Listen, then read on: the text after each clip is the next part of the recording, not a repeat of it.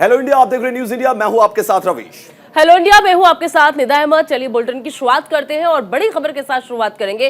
तो बड़ी खबर यह है कि राहुल गांधी का प्रयागराज दौरा जो है वो रद्द कर दिया गया है। तो अहम खबर, बड़ी खबर कि राहुल गांधी को प्रयागराज जाना था, लेकिन प्रयागराज दौरा राहुल गांधी का रद्द हो चुका है, क्योंकि फ्लाइट लैंडिंग की परमिशन जो थी वो राहुल गांधी को नहीं मिली है। वाराणसी में फ्लाइट लैंडिंग की परमिशन राहुल गांधी को नहीं मिली है, लिहाजा राहुल का, आपको बता दें कि प्रयागराज दौरा जो है वो रद्द हो चुका है। वाराणसी से प्रयागराज सड़क मार्ग से जाने का प्रोग्राम था राहुल गांधी का। राहुल गांधी को निजी कार्यक्रम में वहां पे शामिल होना था। कमला नेहरू ट्रस्ट की बैठक के बाद दिल्ली उनको रवाना होना था, लेकिन राहुल गांधी का जो प्लेन था उसको लैंडिंग की इजाजत नहीं मिली। इसकी वजह से दौरा रद्द कर दिया गया। आपको बता दें कि राहुल गांधी वायनाड में भी थे। वायनाड में उन्होंने जनसभा को संबोधित किया था। अब वो जाना चाहते थे प्रयागराज, लेकिन दौरा उनका रद्द कर दिया गया। तो कमला नेहरू ट्रस्ट की बैठक होनी थी जिसमें राहुल गांधी को शिरकत करना था, राहुल गांधी को शामिल होना था, लेकिन राहुल गांधी का प्रयागराज दौरा अब रद्द हो चुका है। राहुल वहां नहीं जाएंगे क्योंकि उन्हें फ्लाइट लैंडिंग की परमिशन जो है वो नहीं मिली है। तो वाराणसी में उन्हें फ्लाइट लैंड करनी थी, लेकिन वहां पर परमिशन नहीं मिल रही है, जिसकी वजह से आपको बता दें कि प्रयागराज सड़क मार्ग से जाने का उनका प्रोग्राम जो था वो फिलहाल अभी रद्द हो चुका है। जी हाँ निदा, अब ये नहीं पता लग पाया कि क्यों ये परमिशन उनको नहीं मिली। चलिए बढ़ते अगली खबर की तरफ। त्रिपुरा विधानसभा चुनाव से बड़ी खबर हम आपको बता रहे हैं। चुनाव प्रचार का आज आखिरी दिन है। जी हाँ, आज आखिरी दिन है। त्रिपुरा में आज थम जाएगा चुनाव प्रचार का शोर और 60 विधानसभा सीटों के लिए 16 फरवरी को वोटिंग होगी। कुल 28,13,478 मतदाता जो है वो वोट करेंगे।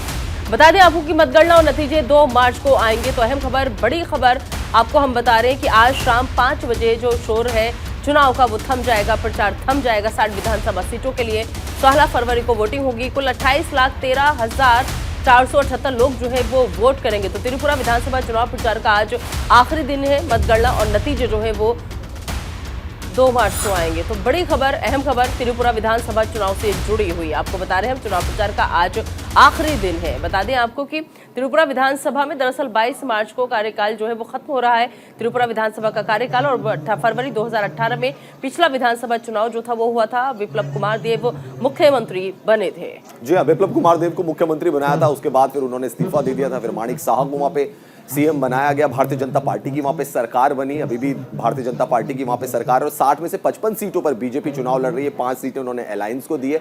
आज से एक बैठक भी हो सकती है, उस बैठक में चर्चा हो सकती है, लेकिन आज चुनाव प्रचार जो है वो थम जाएगा और फिर 16 फरवरी को जो है वोट होगा। बिल्कुल, तो बड़ी खबर, अहम खबर, आज शाम 5 बजे तक का वक्त है और उसके बाद फिर आपको बता दें कि डोर टू डोर कैंपेन की शुरुआत जो है वो की जाएगी, क्योंकि जब चुनाव प्रचार का शोर थम जाता है तो आप कोई जुलूस वगैरह, कोई रैली वगैरह आप नहीं कर सकते, लेकिन हाँ आप चुपचाप शांतिपूर्ण तरीके से डोर टू डोर जाकर अपना प्रचार कर सकते हैं। तो त्रिपुरा विधानसभा चुनाव प्रचार का आज आखिरी दिन। और चलिए एक और बड़ी खबर आप तक पहुंचा दें। आपको बता दें कि दिल्ली में आज साइकिल फॉर हेल्थ और cyclothon Lady Hardinge medical college के कार्यक्रम में केंद्रीय स्वास्थ्य मंत्री डॉक्टर मनसुख मांडविया ने ऐलान किया, महीने की 14 तारीख को स्वास्थ्य मेले का आयोजन होगा और सभी ABHWC में आज साइक्लोथॉन, चाहे दूरी कम तय करें या ज्यादा, थोड़े समय के लिए साइकिल चलाएं या फिर अधिक चलाएं। ये कहना मांडविया का कि साइकिल का यूज आप जरूर कीजिए और साइकिल अवश्य चलाएं। जी हाँ, और निदा, हमने कई बार मनसुख मांडविया को खुद देखा कि वो खुद साइकिल भी चलाते हुए नजर आते हैं। उनकी तस्वीरें भी नजर आती है। हाल में जब वो अपने गृहनगर गए थे वहां पे भी वो साइकिल चलाते हुए नजर आए थे। तो ये साइक्लोथॉन का आयोजन किया जा रहा है। स्वस्थ मन स्वस्थ घर केंद्र सरकार की फ्लैगशिप योजना के तहत अब हर महीने की 14 तारीख को स्वास्थ्य मेलों का, यानी कि जो हेल्थ कार्निवल होते हैं उनका आयोजन किया जाएगा, फेस्टिवल होते हैं उनका आयोजन किया जाएगा। केंद्र स्वास्थ्य और परिवार कल्याण मंत्री डॉक्टर मनसुख मांडविया ने कहा है कि स्वस्थ जीवन के बारे में जागरूकता बढ़ाने के लिए पिछले साल शुरू किए गए स्वस्थ मन स्वस्थ घर, जो कि अक्टूबर 2023 तक चलने वाला एक पूरे साल भर का अभियान है, इसमें देश भर में 1,56,000 आयुष्मान भारत स्वास्थ्य और कल्याण केंद्रों में हर महीने की 14 तारीख को स्वास्थ्य मेलों का आयोजन किया जाएगा।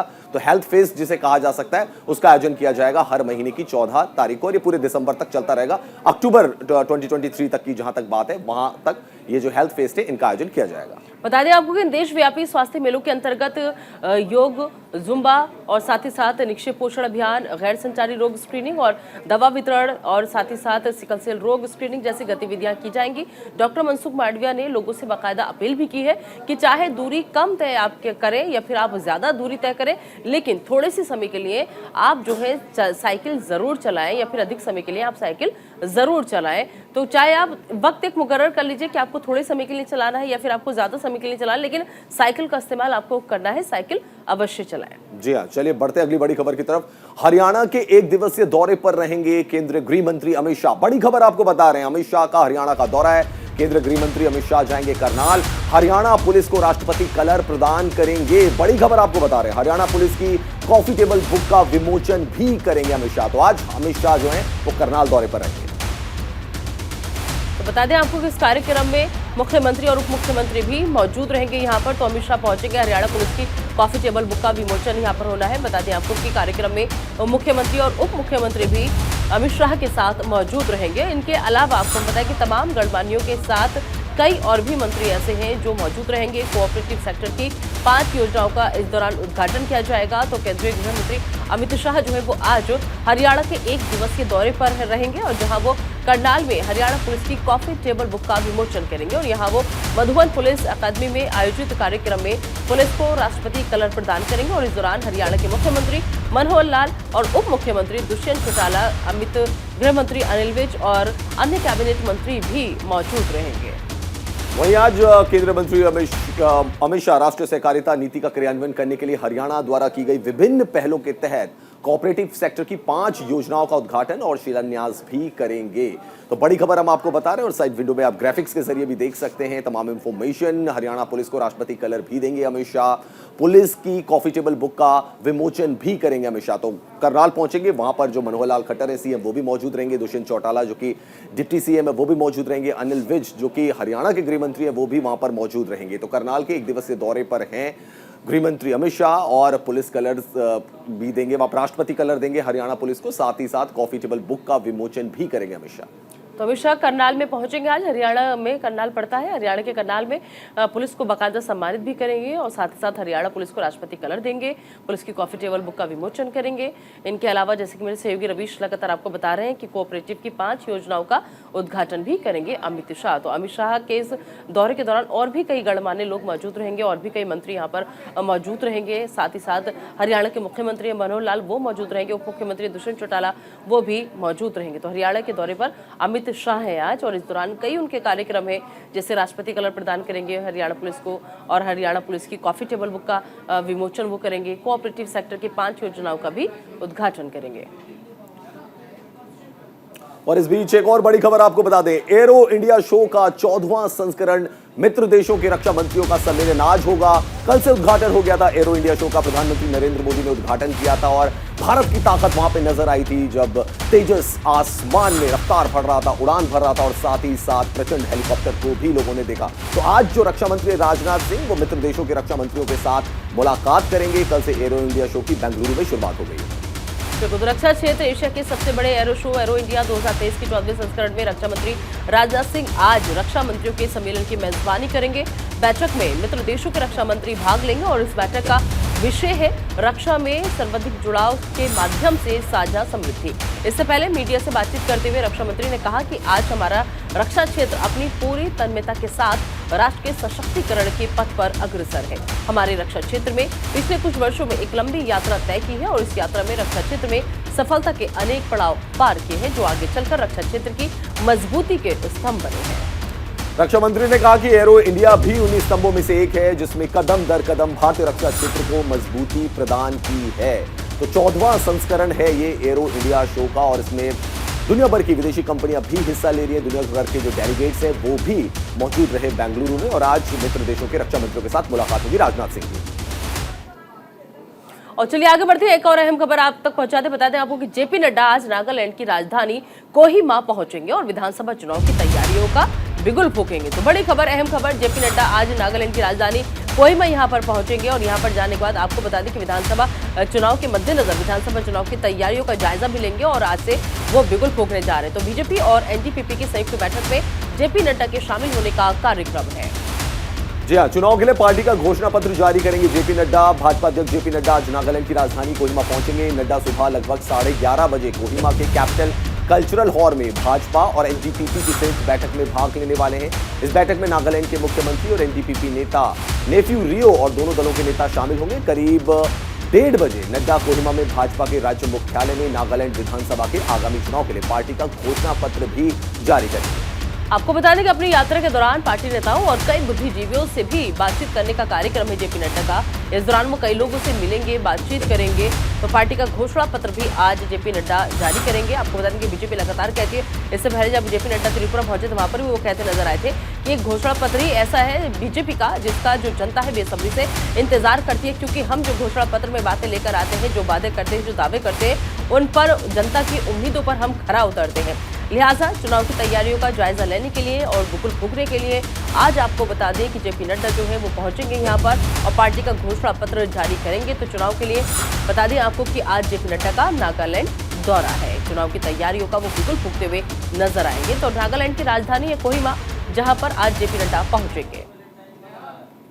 जी हाँ, तो नागालैंड में विधानसभा चुनाव होने और घोषणा पत्र जो है बीजेपी की तरफ से आज जारी किया जाएगा। चलिए बढ़ते अगली बड़ी खबर की तरफ। केंद्रीय मंत्री अनुराग ठाकुर ठाणे जाएंगे। आज महाराष्ट्र के दौरे पर हैं अनुराग ठाकुर। बड़ी खबर आपको बता रहे हैं, कल्याण इलाके के दौरे पर रहेंगे अनुराग ठाकुर। कल्याण में बीजेपी नेताओं से मुलाकात करेंगे और महाराष्ट्र में बीजेपी को मजबूत बनाने की कवायद है। तो बड़ी खबर आपको बता रहे हैं, महाराष्ट्र के दौरे पर रहेंगे आज केंद्रीय मंत्री अनुराग ठाकुर। तो कल्याण इलाके के दौरे पर है अनुराग ठाकुर, वो आज यहाँ पर पहुंचेंगे और बीजेपी नेताओं से मुलाकात का उनका कार्यक्रम है। जब वो कल्याण में पहुंचेंगे तो वहां पर जो तमाम बीजेपी के नेता हैं, बीजेपी के लीडर्स हैं, उनसे वो मुलाकात करेंगे। तो महाराष्ट्र में बीजेपी को मजबूत करने की कवायद के तौर पर अनुराग ठाकुर का ये दौरा देखा जा रहा है कि अनुराग ठाकुर केंद्रीय मंत्री है। जब वो यहाँ पर पहुंचेंगे और मुलाकात करेंगे बीजेपी के नेताओं से, तो आगे क्या रणनीति है, आगे किस हिसाब से राजनीति पॉलिटिक्स को आगे उन्हें बढ़ाना है, मजबूती के लिहाज से भी देखा जा रहा है कि कल्याण इलाके में जब वो पहुंचेंगे यहाँ पर तो बीजेपी को मजबूत करने की कवायद में वो नजर आएंगे। बीजेपी को मजबूत करने की कवायद में वो यहाँ पर आ रहे हैं, क्योंकि उनका जो कार्यक्रम है वो ये है कि बीजेपी के जो नेता हैं उन सब से वो मुलाकात करेंगे, बैठक करेंगे, बातचीत करेंगे। जी हाँ, केंद्रीय मंत्री अनुराग ठाकुर आज ठाणे जाएंगे। महाराष्ट्र के दौरे पर हैं केंद्रीय मंत्री अनुराग ठाकुर। यहाँ पर बीजेपी के कार्यकर्ताओं के साथ वो मुलाकात करेंगे। कल्याण इलाके के दौरे पर रहेंगे अनुराग ठाकुर और साथ ही साथ बीजेपी को कैसे मजबूत किया जाए इसके बारे में चर्चा भी करेंगे बीजेपी के तमाम नेताओं के साथ। अनुराग ठाकुर पहुंचेंगे आज ठाणे, महाराष्ट्र।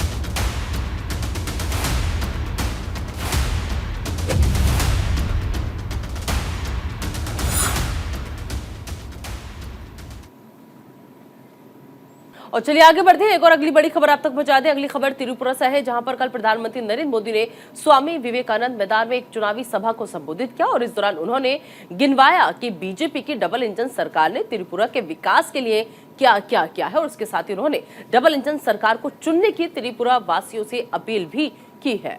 जी आपको बता दें कि इस वक्त त्रिपुरा में सियासी समर चरम पर है। आदिवासी समुदाय पर बीजेपी, लेफ्ट, कांग्रेस गठबंधन, टिपरा मोथा और टीएमसी सभी की नजरें टिकी हुई है। वहीं पीएम मोदी ने संबोधन के दौरान विपक्ष पर जमकर निशाना साधा और वामपंथियों पर त्रिपुरा को अपना गुलाम समझने का गंभीर आरोप लगाया। इसके अलावा उन्होंने कांग्रेस और लेफ्ट पर त्रिपुरा को विनाश के रास्ते पर धकेलने का भी आरोप लगाया। जबकि बीजेपी के लिए बोलते हुए प्रधानमंत्री ने कहा कि बीजेपी ने त्रिपुरा में सुशासन दिया है और आज त्रिपुरा में गरीबों का घर तक पूरा राशन जो है वो पहुंच रहा है। तो त्रिपुरा में सियासी समर जो है वो चरम पर है। तमाम लोग यहां पर जाकर जद्दोजहद कर रहे हैं, चाहे हम प्रधानमंत्री नरेंद्र मोदी की बात कर लें, अमित शाह की बात कर लें, जेपी नड्डा की बात कर लें, या फिर टीएमसी पहली बार यहां पर अपना हाथ आजमाने जा रही है, ममता बनर्जी की बात कर लें। तमाम लोग त्रिपुरा पर नजर लगाए हुए हैं। लिहाजा पीएम मोदी भी इसी कड़ी में वहां पर कल पहुंचे थे और यहाँ पर जाकर के डबल इंजन सरकार के फायदे गिनाते हुए वो नजर आए।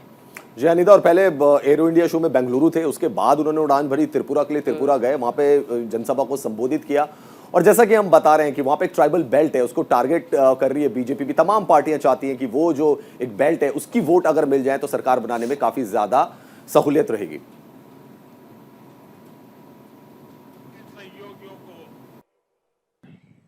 साथियों, एरो इंडिया का ये आयोजन भारत के बढ़ते हुए सामर्थ्य का उदाहरण है।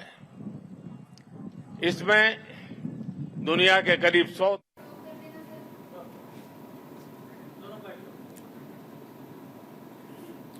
तो दरअसल त्रिपुरा में जाने से पहले प्रधानमंत्री नरेंद्र मोदी जो है वो एरो इंडिया शो में पहुंचे थे बेंगलुरु में। उनकी मौजूदगी में हमारी सैन्य ताकत कितनी ज्यादा मजबूत हुई है ये सब हमने देखा, अपनी सेना का शक्ति प्रदर्शन हमने देखा। तो दरअसल ये उस वक्त की तस्वीर है जिस वक्त प्रधानमंत्री नरेंद्र मोदी एरो शो में पहुंचे थे।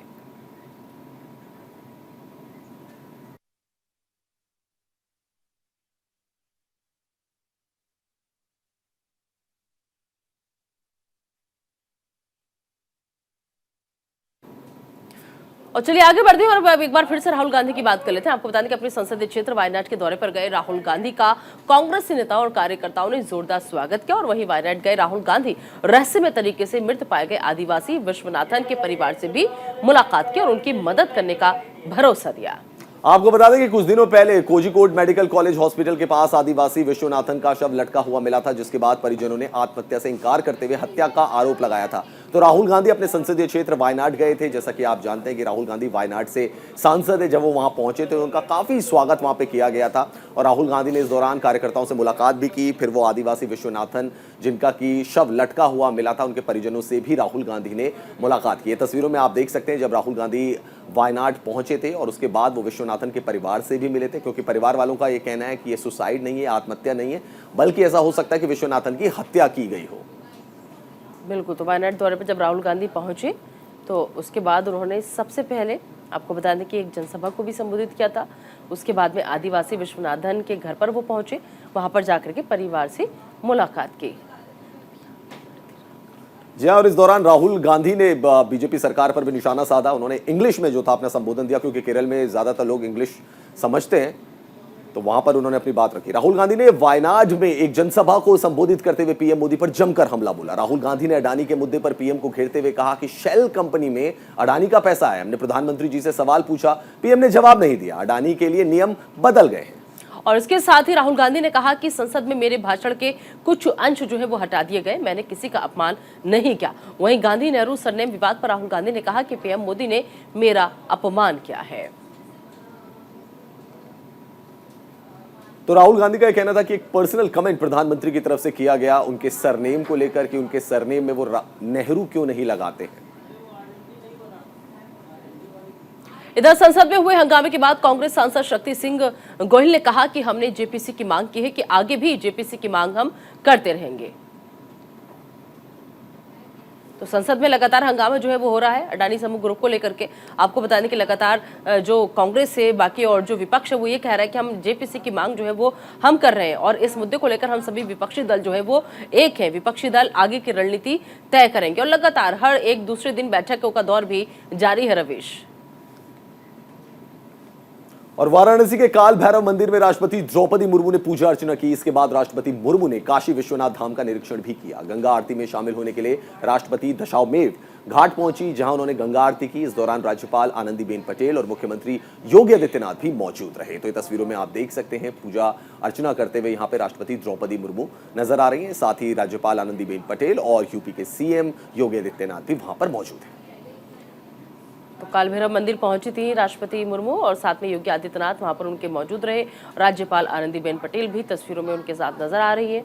तो काल भैरव मंदिर में राष्ट्रपति मुर्मू ने दर्शन किए, पूजा अर्चना की।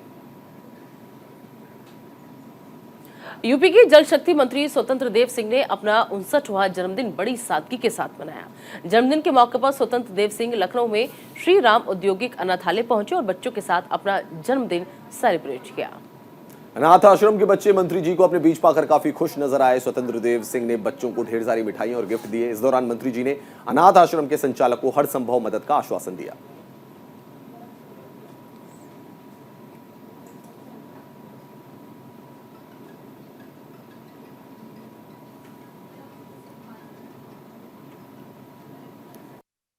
के बीच में सिंचाई विभाग के मंत्री आए थे हम लोगों के लिए, हम उन लोगों से मिले, हमें बहुत अच्छा लगा। हम लोग भी अच्छे से उनका जन्मदिन सेलिब्रेट किए। हमें आशा है कि उन्हें भी अच्छा लगेगा। हम लोगों के लिए वो नाश्ता लेकर आए थे, बहुत कुछ किए और हमारी उनसे यही उम्मीद है कि वो हमारे यहाँ श्री राम औद्योगिक अनाथालय में भवन मरम्मत की व्यवस्था कराई जाए। वो हम लोग के लिए नाश्ता लाए थे। होप दैट उनको भी हम लोगों से मिलकर अच्छा लगा होगा और हम लोगों को तो बहुत ही अच्छा लगा। और उन्होंने जो कुछ भी हम लोग के प्रति बोला पढ़ने लिखने के बारे में, हम लोग वैसा ही करेंगे आगे। वो हम लोग के लिए नाश्ता लाए थे। होप दैट उनको भी हम लोगों से मिलकर अच्छा लगा होगा और हम लोगों को तो बहुत ही अच्छा लगा। और उन्होंने जो कुछ भी हम लोग के प्रति बोला पढ़ने लिखने के बारे में, हम लोग वैसा ही करेंगे आगे। वो हम लोग के लिए नाश्ता लाए थे। होप दैट उनको भी हम लोगों से मिलकर अच्छा लगा होगा और हम लोगों को तो बहुत ही अच्छा लगा। और उन्होंने जो कुछ भी हम लोग के प्रति बोला पढ़ने लिखने के बारे में, हम लोग वैसा ही करेंगे आगे। देखिए, माननीय जल संसाधन मंत्री श्री स्वतंत्र देव सिंह जी ने आज अपना जन्मदिन यहाँ पर मनाया। इससे हम सब लोग और हमारे यहाँ के सारे बच्चे जो 57 संवासी हैं वो बहुत खुश हैं, गौरवान्वित महसूस कर रहे हैं। चलिए बढ़ते हैं आगे। पंजाब के सीएम पर हरियाणा के गृह मंत्री अनिल विज ने करारा हमला किया है। दरअसल हरियाणा के गृह मंत्री ने पंजाब सीएम की पत्नी की सुरक्षा में तैनात 40 सुरक्षा कर्मियों को लेकर पंजाब सरकार पर सवाल खड़ा किया और कहा कि पंजाब की कानून व्यवस्था बेहद खराब है। सरकार का यह निर्णय वहां की कानून व्यवस्था की पोल खोलने के लिए काफी है। इसके साथ ही अनिल विज यही नहीं रुके। अनिल विज ने राहुल गांधी पर भी निशाना साधा। राहुल गांधी पर निशाना साधते हुए कहा कि अगर कांग्रेस सरकार ने शुरू से ही कश्मीर के युवाओं की तरफ ध्यान दिया होता तो वहां के युवाओं को कभी हथियार नहीं उठाना पड़ता। आपको बता दें कि राहुल गांधी ने कश्मीर के युवाओं को लेकर बयान दिया था कि बीजेपी सरकार ने वहां के युवाओं को रोजगार देने की जगह बुलडोजर थमा दिया। इसी को लेकर अनिल विज ने राहुल गांधी पर निशाना साधा और साथ ही साथ उन्होंने पंजाब सरकार पर भी निशाना साधा, पंजाब के कानून व्यवस्था पर निशाना साधा, क्योंकि इस बात को लेकर खाली अनिल विज ही नहीं, आपको याद होगा कि और भी कई लोग ऐसे हैं जो इस बात को लेकर के निशाना साध रहे हैं लगातार भगवत मान पर कि आप कहते कि पंजाब में सब चंगा सी, लेकिन अगर सब चंगा सी तो आपने सिर्फ अपनी पत्नी के लिए 40 लोग जो है वो हायर क्यों किए हैं, 40 लोगों को उनकी सुरक्षा में तैनात क्यों किया है। राहुल गांधी को मालूम नहीं है कि कश्मीर को क्या चाहिए। कश्मीर को विकास चाहिए और हमारी सरकार विकास कर रही है और जब भी कहीं पर विकास होता है तो छोटी मोटी टूट फूट भी हुआ ही करती है। अगर इन्होंने शुरू में ही कश्मीर की तरफ ध्यान दिया होता, कश्मीर में रोजगार दिया होता तो कश्मीर के युवा हथियार ना उठाते। नहीं, उससे ये सिद्ध होता है कि पंजाब की लैंड एंड ऑर्डर सिचुएशन क्या है और क्या आज इन्होंने हालात कर दिए कि एक व्यक्ति के लिए 40 सुरक्षाकर्मी लगाने पड़ रहे हैं। तो हरियाणा के गृह मंत्री अनिल विज को आपने सुना, उन्होंने भगवंत मान पर सवाल उठाए, राहुल गांधी पर भी सवाल उठाए और कहा कि अगर JNK में हालात पहले ही सही हो जाते तो इसकी नौबत ही ना आती। बिल्कुल, तो फिलहाल अभी के लिए इतना ही। आप दीजिए इजाजत, लेकिन बने रहिए न्यूज़ इंडिया के साथ।